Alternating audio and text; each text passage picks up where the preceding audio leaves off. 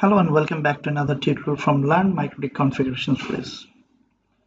Today we will see how we can secure our Mikrotik router in best way. These tricks I will show what we do in our production network to protect our routers from unauthorized access. Let's log into this router. I already logged into this router by Winbox. To secure our router, we will do some tweaking in this router. I will start off by RouterOS version. We must check our RouterOS version. Older versions have certain weaknesses or vulnerabilities which have been fixed in the update version. So you must keep your device up to date to be sure it is secure. So we will see from system then to the packages. You can see I have 6.44.5 RouterOS version. So click on here, check for updates. So you see my latest version is 6.45.7. To update this new version, you just click on here, download and install. It will download and install this new version, and then router will reboot automatically. The new version will become 6.45.7. But you must have internet access to this router, otherwise you can't get this from here. You have to download the RouterOS version from the website, their official website, mikrotik.com/download. Then you can upload this file, RouterOS version, to this file section, and then just click on the reboot. After system reboot, it will automatically update it to the new version. Okay, now we will talk about router username and password. Mikrotik router's default username is admin and password is blank. So we will check from system and then to the users. You can see system default user is admin and the password is blank, no password. So we will create a username first. So click plus sign to add. Give it a name.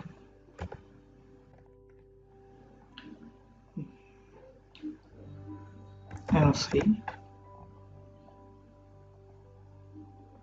group. Here is the permission, full permission, because I will use this username as system admin.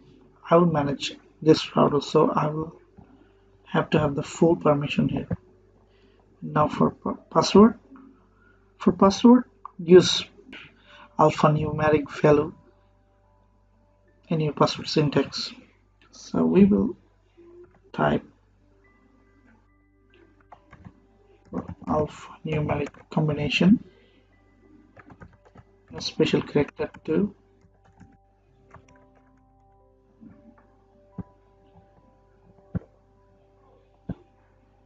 Then what you do is you just disable this user and log into this router again with a new username and password.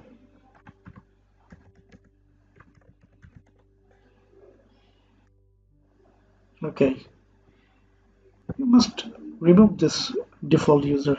You don't need this router. Always try to remove the default username, but first you create a username for yourself. Now we will do limiting access from a specific network.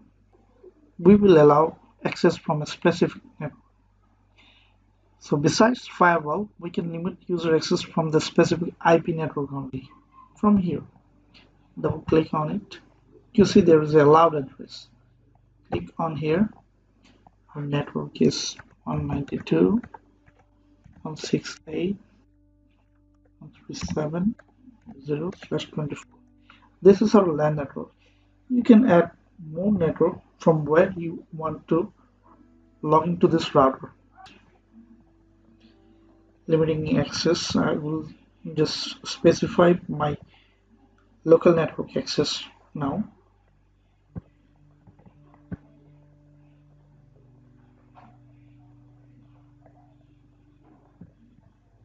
Now we'll check if I can access to my router again. Yes, I can access this router. If I change the address here, like 138.0, you will see I cannot access to this router with IP address, not with MAC.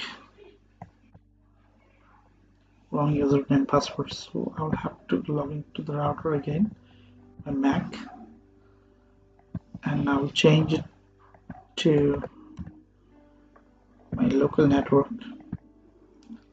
Okay, now again I will check.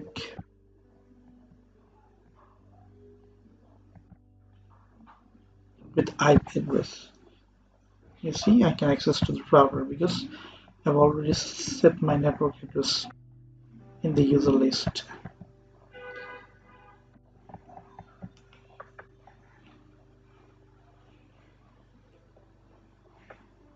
Okay, now we will see RouterOS Services from IP, then to the services. You see here you can disable the service that are not secured enough or the service that are not used often.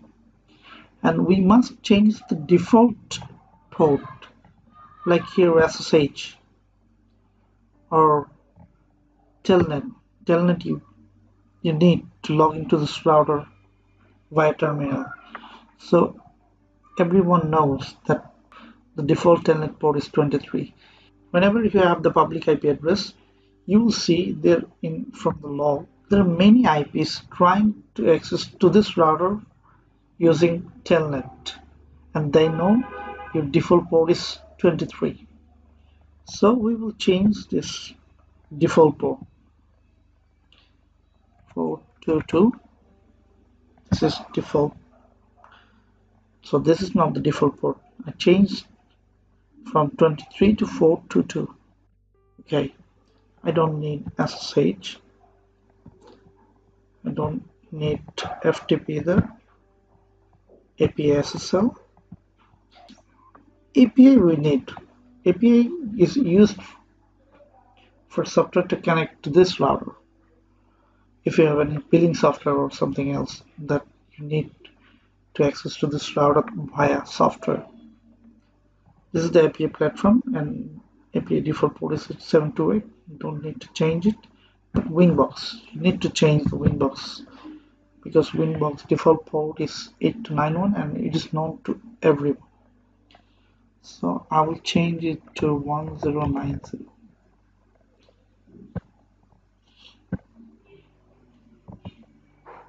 And we all know HTTP port default port is 80. So we will change it to 8088. It's fine. Apply OK.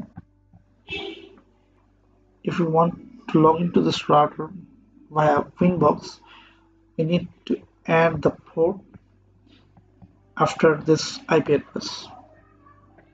I'll show you here.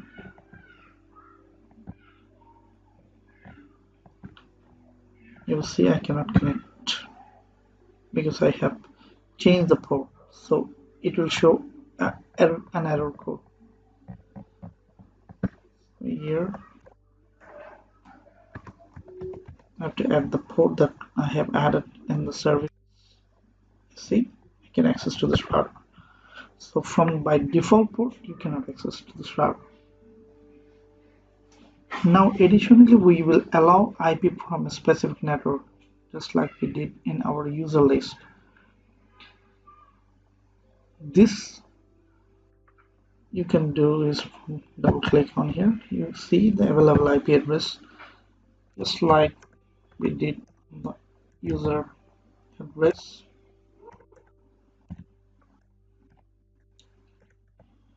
So you limit access from a specific network only. So you can add more address. Okay, I'll just click plan OK. Okay, now RouterOS MAC Access. Mikrotik has built-in options for easy management access to its device. So we can access the router by MAC address. Click on the MAC, then connect. We can access to the router by MAC address. This particular service should be shut down in production network.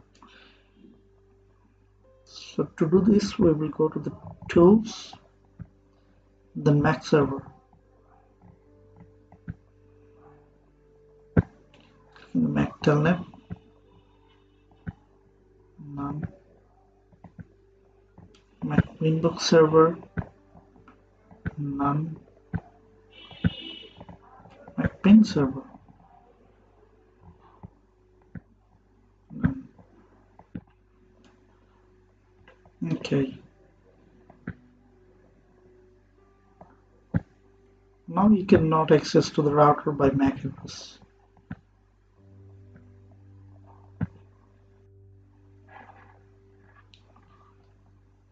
You see, I got an error because I'm trying to access to the router by MAC address with the IP address, and then